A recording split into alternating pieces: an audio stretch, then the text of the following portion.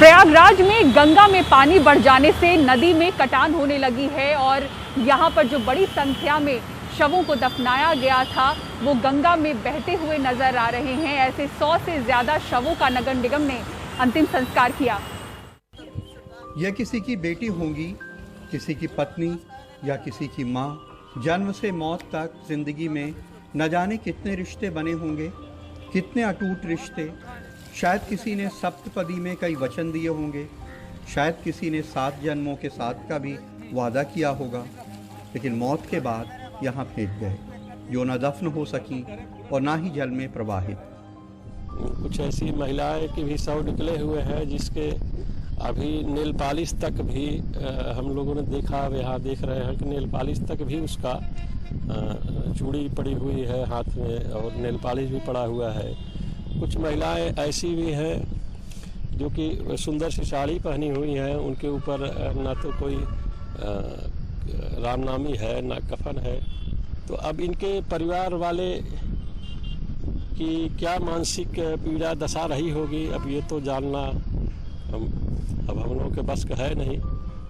Corona की दूसरी लहर में प्रयागराज में गंगा किनारे पूरे कब्रिस्तान नजर आए। हालांकि कुछ हिंदू लोग भी नाबालिग बच्चों, कुंवारी कन्याओं वगैरह के शव दफनाते रहे हैं, लेकिन गंगा किनारे इनका विस्तार इतना बड़ा कभी नहीं था। बारिश और दरिया की कटान से वे शव बाहर आ गए हैं। अब नगर निगम के लोग खुद अपने हाथों उनका अंतिम संस्कार कर रहे हैं। हम हर एक प्रत्येक शव का अलग अलग चिता सजाते हैं, उसको सजवा रहे हैं, तैयार करवाते हैं और प्रत्येक शव पे देसी घी का अर्पण होता है, चंदन का अर्पण होता है और कपूर से उनका मुखाग्नि दी जा रही है। और जो भी मुझे ज्ञान प्राप्त है उसका साथ साथ में मन ही मन मंत्रोच्चारण भी स्वतः करता रहा। हिंदू मान्यता है कि गंगे तव दर्शनात् मुक्ति, यानी गंगा माँ के दर्शन से ही मुक्ति मिल जाएगी।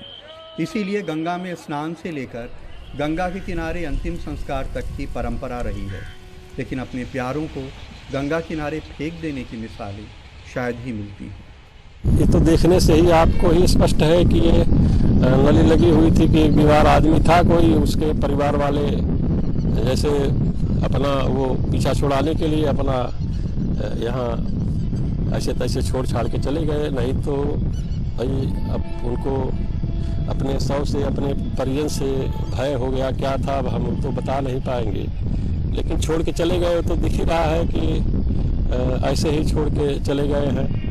बहादुर शाह जफर का एक शेर है कि कितना है बदनसीब जफर कि दफन के लिए 2 गज जमीन भी ना मिली कुएं यार में।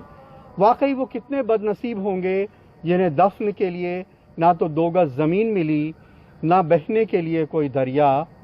अब कोई मरने के बाद अपना अंतिम संस्कार तो कर नहीं सकता है, जाहिर सी बात है किसकी गलती है? घर वालों की, उनके चाहने वालों की। प्रयागराज में नितिन और लखनऊ में कैमरामैन राजेश गुप्ता के साथ कमाल खान, NDTV इंडिया।